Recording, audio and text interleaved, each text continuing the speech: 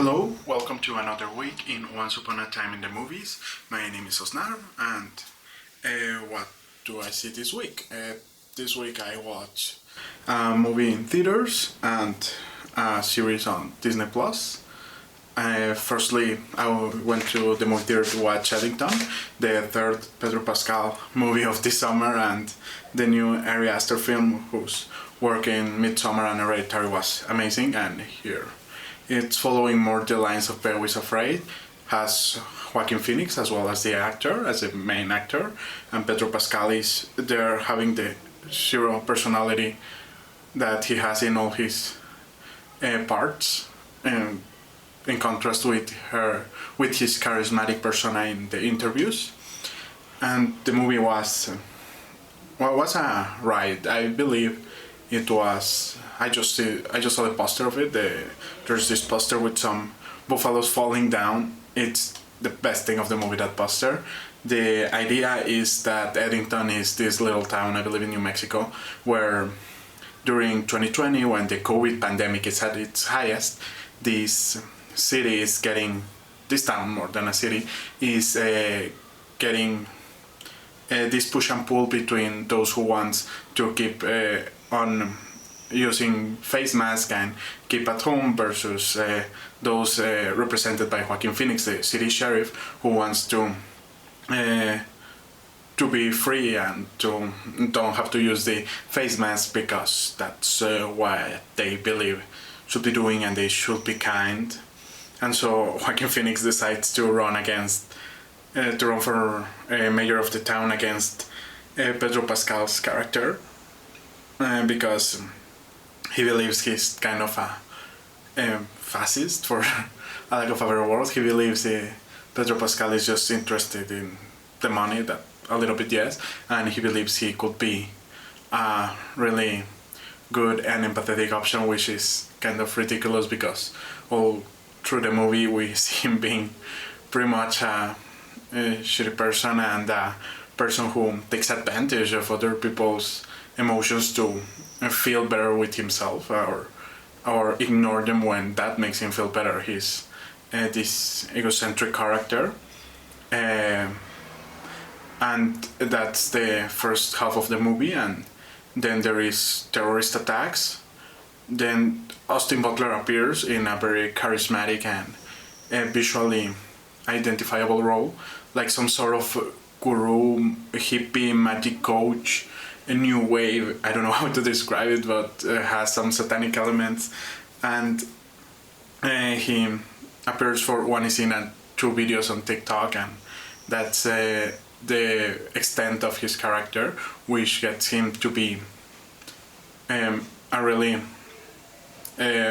unused actor, which is a shame because he's a really amazing actor and amazing interpreter. Also, Emma Stone appears there in a pretty freaky or eerie role sometimes, and then she disappears, and we just wish we could have the great actors through the whole movie instead of having to be with the others one that we are left with, but I guess we can't have everything in this world.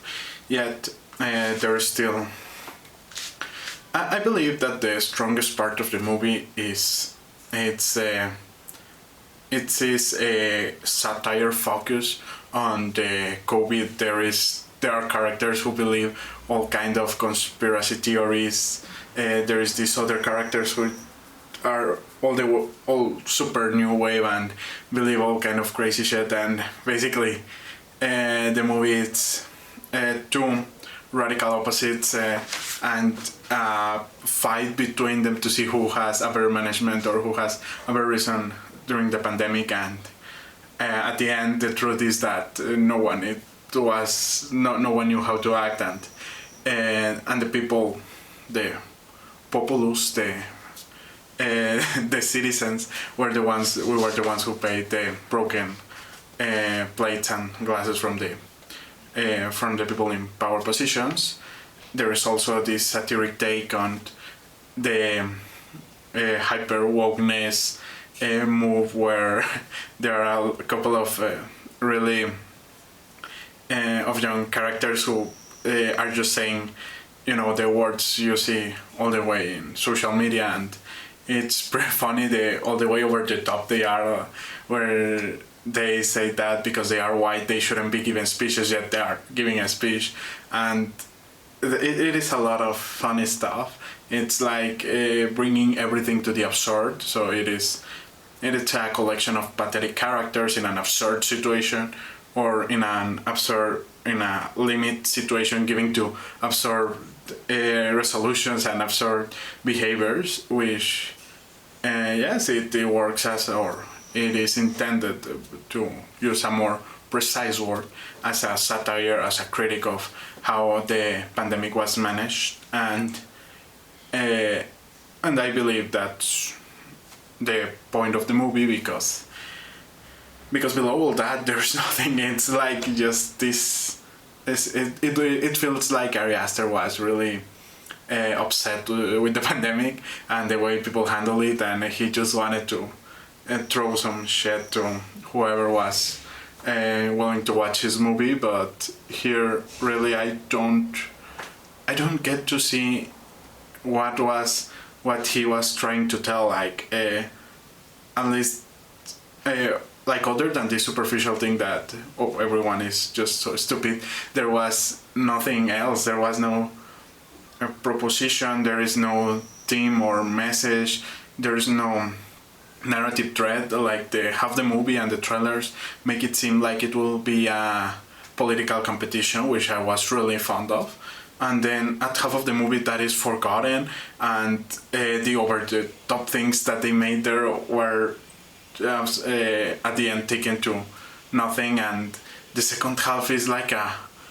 detective murder story with some revenge and terrorists who appear out of nowhere.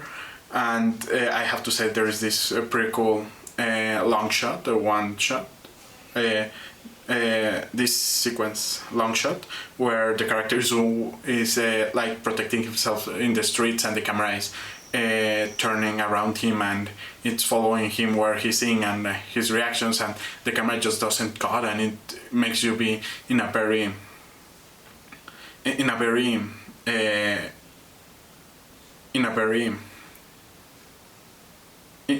tense situation. You really feel like you are there with the character, and that was a great moment, not earned at all, with no narrative purpose or any kind of purpose at all. There is, I believe that, like, the scene that better explains this is the character is running and he falls off in a museum of Native Americans, because there is some characters mention that this is some stolen land, that and I believe that this is Ari Aster making the theme that he never aborted, or that never takes a place in the story, like putting it in so that you are forced to watch it. And we have never had any idea there was this museum, and this in the third act. So it is just everything out of nowhere. The characters just do things, and most of the time pretty stupid, and then like, they don't really face consequences, and I am really not sure what they were, or at least not immediate consequences. It's at the end, I'm just not really sure what the movie was about, what it was intending to achieve, what it was intending to say, what it was intending to tell. It's I have to say, if you're so very afraid that it's like 4 different movies all put together, this one feel more like a line. It is more concise and focused, but yet like, the first movie is one and the second one is a completely different movie. There are some themes that, like, they don't match with the tone and the aesthetics of the movie, and with this place where everything happens. And so at the end, it is like, this is this social satire, and has funny moments when, like, Joaquin Phoenix fighting a homeless person in a restaurant, and then filmed for TikTok and accused of police brutality. It's like, everything is so funny, and like, the isolated scenes work by themselves, but as a narrative, as a movie, as a thematic piece, as a character exploration, as all other things I believe a movie can or or should aspire to be, it completely fails and drops the ball, and it's pretty sad, I believe, because I do believe Ari Aster has very strong directorial ideas and positionings, and I hope he does more horror, because that's where he shines the most. On the other hand, I also watch on Disney Plus the 4 episodes of Eyes of Wakanda. I believe they were premiered last week, but I haven't had the opportunity to watch them. And they were 4 episodes of half an hour, with 8 minutes of that half an hour being credits, and half of the episode being just set up and people talking. And it's not the most dynamic series I have seen. Even I believe that the 4th episode is the one with the most things happening, and where there is more things to worry about. And even in that, they decide, this is very Ryan Coogler, they decide to cut just before something happens. Like, there's this character who is in a point of dying, in a dying situation, and they cut, and at the next point he's fine, he's completely saved. And if something told us Misery by Stephen King is that doesn't work, that feels cheap, and it kind of is. The whole series feels really cheap. It's like these 4 stories with an animation that I believe it's the worst Marvel animation up to this date. It's just so mind-baffling. Nothing has textures. Everything is just colors pasted on this one unmechanical or unanimated clothing. Like, everything is just so stiff. The characters are so... It doesn't feel like stylized. They feel like plainly weird. Like, the proportions are just ridiculous, even with putting one against the other, like doing the same in the same scene. It's kind of weird to see that some of them have like these wasp hips and these shoulders of like 6 feet shoulders. It's kind of weird to look, I must admit. But I believe that it is not worth saying, but I believe that the series has a strong point behind the first stories are stories around all the story of Wakanda since ancient Greece all the way until the future, and it's about this it's about war dogs. These are people or warriors from Wakanda who work as covert agents in the rest of the world, working to retrieve vibranium artifacts that were taken from Wakanda, so that the whole world doesn't know first that they exist and doesn't have the weapons to kill themselves and the world with it. And during the it's kind of weird, because the point of the series as a whole is to explore that this way of Wakanda being closed and sealed against the world is just something not viable. Is this that it is doomed, that Wakanda needs to open to the world, to build bridges instead of walls, quoting T'Challa at the end of the first Black Panther movie. That's the theme of the series, but I have already know that theme because I watched Black Panther. And so then in the first episodes, the characters are acting and they are getting rewarded for going against the theme of the series and of what was already established in this universe by the Black Panther movie. And so it is, at least in the first 2 episodes, it's really hard to put yourself on the side of the protagonists, because they are what T'Challa and what the 2 Black Panther movies told us that was wrong about Wakanda, and they embrace it and they represent it, and it's just like very like contradictory to watch in that regard.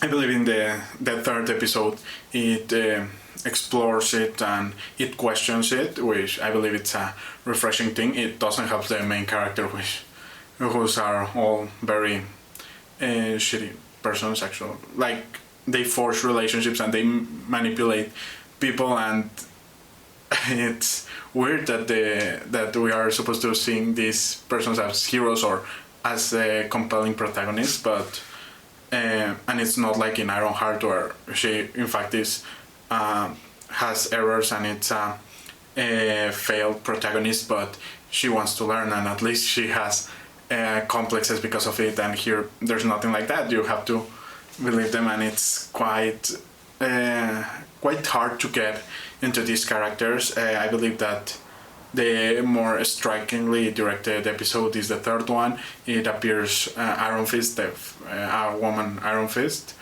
I don't remember the name. I believe it was Jaria, but I don't remember the name of any character.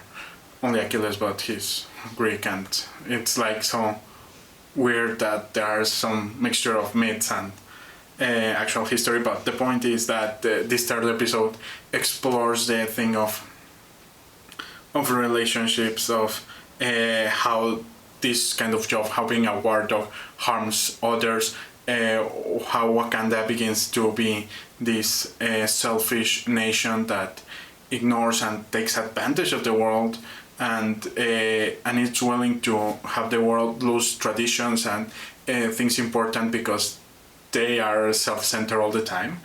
And in that regard, Iron Fist puts this into question and makes the characters question it. And I believe it was that moment when the series got a bit more refreshing and with something to say at the same time that it was this episode where there is much and amazing fighting. Like you see they are fighting this really powerful woman with the Iron Fist power, which is visually striking, and we finally see this like more martial arts oriented to oriental arts or Chinese arts as Kung Fu, while on the other side this the Wakandians fight more with a brute force and relying on their technology, and in that regard it works pretty good. That episode, the other ones are very bluntly directed. They cut from action, they cut from important scenes. The animation in all is horrible. In the third episode they are trying to be entertaining, but the animation is just so cheap and so rushed, and I don't understand why they do this project. I believe it was money, but there's nothing much to say. It is just like the same theme of the first Black Panther movie that was 7 years ago, and it's like, why are we still